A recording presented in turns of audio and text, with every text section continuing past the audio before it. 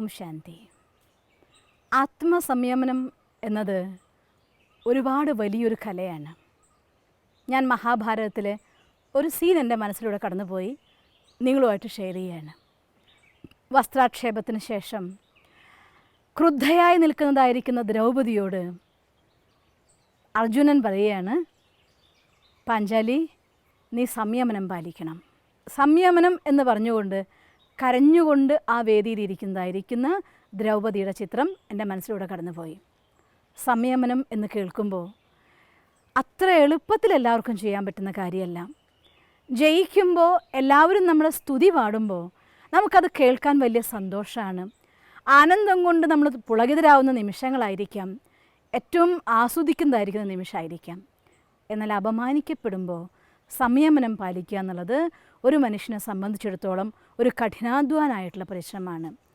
നമ്മൾ അത് അപമാനിക്കപ്പെടുന്ന സമയത്ത് ക്രോധം കൊണ്ട് പൊട്ടിത്തെറിക്കുകയും അഥവാ നഷ്ടം വരുന്നു എന്ന് വിചാരിക്കുന്ന സമയത്ത് വിലാപത്തെ നിയന്ത്രിക്കാൻ സാധിക്കുക ചെയ്താൽ ഇതിനേക്കാൾ വലിയൊരു നേട്ടം ഒരു മനുഷ്യന് നേടാനില്ല എന്ന് വേണം പറയാൻ.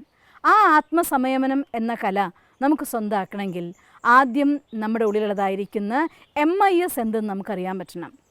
മറ്റൊരു ഭാഷയിൽ പറഞ്ഞാൽ MIS of the self company എന്ന് വേണമെങ്കിൽ പറയാം.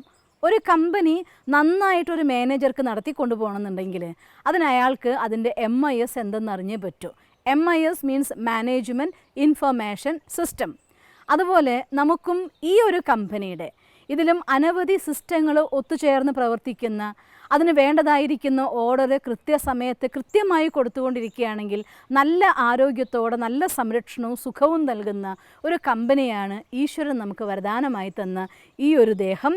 നമ്മുടെ കൂട്ടത്തിൽ നമ്മൾ പ്രവർത്തിച്ചു കൊണ്ടിരിക്കുന്ന മറ്റനവധി ആളുകൾ ചേർന്ന ഒരു കമ്പനി, നമ്മൾ പ്രവർത്തിക്കുന്ന നമ്മുടെ ജോലി ചെയ്യുന്നതായിരിക്കുന്ന കമ്പനി, ഏത് കമ്പനിയിലാണെങ്കിലും നിങ്ങൾക്ക് ആത്മസംയമനം അഥവാ സാഹചര്യങ്ങൾ മോശമായിട്ട് വരുമ്പോൾ നിങ്ങളുടെ ഭാഗത്ത് ശരി ഉണ്ടായിട്ട് പോലും ഒരാൾ നിങ്ങളെ ആക്ഷേപിക്കുന്ന സമയത്ത് അവിടെ ആത്മനിയന്ത്രണത്തോടു കൂടി സംയമനത്തോടു കൂടി കാര്യങ്ങളെ കണ്ടും കേട്ടും മനസ്സിലാക്കിക്കൊണ്ടും വേണ്ട രീതിയിലുള്ള ഒരു പ്രതിപ്രവർത്തനം നമുക്ക് ചെയ്യാൻ സാധിക്കണമെന്നുണ്ടെങ്കിൽ, മറ്റൊരു ഭാഷയിൽ പറഞ്ഞാൽ പറയാറുണ്ട്, എന്തൊരു കാര്യം കണ്ടാലും മോശമാണെങ്കിൽ ഉണ്ടല്ലോ ഞാൻ അപ്പം പ്രതികരിക്കുന്നതായിരിക്കും പറയുന്നത്. ആനിമൽസ് ആക്ട്സ് ഇൻസ്റ്റിങ്ക്റ്റീവ്ലി എന്നാണ്.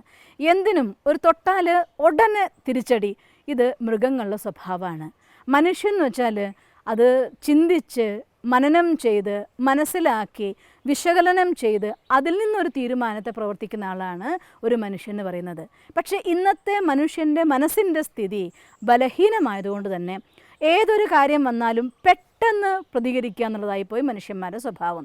ഒരു പക്ഷേ നമ്മൾ കാണുന്ന ആ സീനിൻ്റെ പിന്നിൽ അതിനേക്കാൾ ഒരുപാട് വലിയ നല്ല ഉദ്ദേശങ്ങൾ ഉണ്ടാവാം. ഒരു പക്ഷേ നമുക്ക് മോശം എന്ന് വിചാരിച്ചു വരുന്ന സാഹചര്യത്തിന് പിന്നിൽ, മോശമായി പെരുമാറുന്നതിൻ്റെ പിന്നിൽ നമുക്ക് വേണ്ടിയുള്ള നന്മയാവാൻ ഒളിച്ചിരിക്കുന്നുണ്ടാവുക. ഇതൊന്നും മനസ്സിലാക്കാനും ചെയ്യാനും പറ്റാതെ പെട്ടെന്ന് പ്രതികരിക്കുന്നൊരു സ്വഭാവം നമുക്കുണ്ടെങ്കിൽ അത് നമുക്ക് സദാകാലത്തേക്ക് നഷ്ടങ്ങളെ ഉണ്ടാക്കി വയ്ക്കൂ. അതുകൊണ്ട് അഥവാ മോശമാണെങ്കിൽ പോലും നിങ്ങൾക്ക് നിങ്ങളുടെ നിലയിൽ നിൽക്കാനായിട്ട് സാധിക്കാനുള്ള ഏറ്റവും നല്ല യുക്തിയാണ് ആദ്യം നമ്മുടെ MISനെ മനസ്സിലാക്കുക. ഇനി ഞാൻ നിങ്ങൾക്ക് പറഞ്ഞു തരികയാണ്. MIS means M means mind, I means intellect, S means subconscious mind.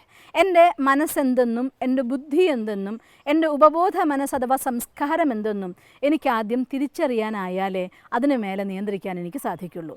ഒന്നാമത്തെ ശക്തി മനസ്സ്. മനസ്സെന്ന് വെച്ചാൽ നമ്മുടെ ചിന്താശക്തിനെയാണ് നമ്മൾ മനസ്സെന്ന് പറയുന്നത്. ആര് സ്വന്തം ചിന്തകളുടെ മേലെ കൺട്രോളിങ് കൊണ്ടുവരുന്നു അവരെ സംബന്ധിച്ചിടത്തോളം നമ്മൾ ചിന്തിക്കുന്ന കാര്യത്തിന് അതെന്തെന്ന് മനസ്സിലാക്കി അബ്സോർബ് ചെയ്ത് അതിനെ ചേൺ ചെയ്ത് മഥനം ചെയ്തുകൊണ്ട് യെസ് ഓർ നോ ആൻസർ പറയുന്ന ആൾ നമ്മുടെ ബുദ്ധി. മനസ്സും ബുദ്ധിയും കൂടി ഒരു കാര്യം വേണം എന്ന് സ്വീകരിച്ചാൽ തീർച്ചയായിട്ടും ഉള്ളിൽ നിന്നൊരു എനർജി പ്രൊഡ്യൂസ് ചെയ്യപ്പെടുകയായി. ആ എനർജി നമ്മുടെ ഇന്ദ്രിയങ്ങളിലൂടെ കർമ്മം ചെയ്യാൻ നമ്മളെ പ്രേരിപ്പിക്കും. അങ്ങനെ ഒരു കർമ്മം സംഭവിച്ചു കഴിഞ്ഞാൽ അതിൻ്റെ ഊർജ്ജം റെക്കോർഡായിട്ട് നമ്മുടെ ഉള്ളിൽ തന്നെ വരും. ആ ഊർജ്ജം നമ്മൾ റെക്കോർഡാവുന്നതിനെ പറയുന്നത് നമ്മൾ സംസ്കാരം എന്ന് വിശേഷിപ്പിക്കുന്നു. ഈ 3 കാര്യത്തിന് മേലെയും അഥവാ മറ്റൊരു ഭാഷയിൽ പറഞ്ഞാൽ നമ്മുടെ കമ്പനിയുടെ അധികാരികൾ എന്ന് പറയുന്നത് ഈ MIS ആണ്, നമ്മുടെ മനസ്സാണ്. ഇത് നല്ലതും ചീത്തയോ നല്ല കാര്യമാണോ സന്തോഷം വേണോ ദുഃഖം വേണോ ഒക്കെ നമ്മളെ കൊണ്ട് കുരുക്കുന്ന ആൾ നമ്മുടെ MIS ആണ്. അതുകൊണ്ട് സ്വന്തം കമ്പനിക്ക് മേലെ നിങ്ങൾക്ക് അധികാരിയാവാൻ സ്വന്തം മനസ്സിന് മേലെ അധികാരിയാവാൻ ആവാൻ ദ ബെസ്റ്റ് മെത്തേഡാണ്. ഇതിൻ്റെ എല്ലാം മേലെ നിങ്ങൾക്കൊരു കൺട്രോളിങ് കൊണ്ടുവരാനായിട്ട് സാധിക്കുക. അതിനുള്ളതായിട്ടുള്ള ഈസി മെത്തേഡാണ് മെഡിറ്റേഷൻ. ദിവസവും 10 മിനിറ്റ് സമയം മെഡിറ്റേഷന് വേണ്ടി ഒരാൾ ഉപയോഗിക്കുകയാണെന്നുണ്ടെങ്കിൽ അവർക്ക് അവരുടെ കമ്പനിയിൽ മേലെ അധികാരം സ്ഥാപിക്കാൻ സാധിക്കും. അവനവൻ്റെ MIS-ൽ കൺട്രോൾ ചെയ്യുന്ന ഒരാളെ സംബന്ധിച്ചിടത്തോളം ഇനി നിങ്ങൾ ഭൂമിയുടെ അടിയിലേക്ക് താഴ്ത്തിക്കൊണ്ടുപോയി എന്ന് പറയത്തക്ക രീതിയിൽ ഒരു സിറ്റുവേഷൻ വന്നാൽ പോലും സഡൻ റിയാക്ഷൻ ഇല്ലാതെ കാര്യത്തെ മനസ്സിലാക്കി അതിന് വേണ്ട രീതിയിൽ വേണ്ട അളവിൽ പ്രതികരിക്കാനുള്ള ശക്തി നിങ്ങൾക്ക് കിട്ടുന്നതായിരിക്കും. നിങ്ങൾക്ക് അതിന് കഴിയട്ടെ എന്ന് പ്രാർത്ഥിക്കട്ടെ. ഓം ശാന്തി. നിങ്ങൾക്ക് ഈ വീഡിയോ ഇഷ്ടമായെങ്കിൽ ഈ ചാനൽ സബ്സ്ക്രൈബ് ചെയ്യുന്നതിനായി നിങ്ങളുടെ മൊബൈൽ സ്ക്രീനിൽ യൂട്യൂബ് എന്ന ആപ്ലിക്കേഷൻ തുറന്ന് അതിൻ്റെ മുകളിൽ സെർച്ച് ബാറിൽ BK സ്പേസ് ഷീബ എന്ന് ടൈപ്പ് ചെയ്യുക.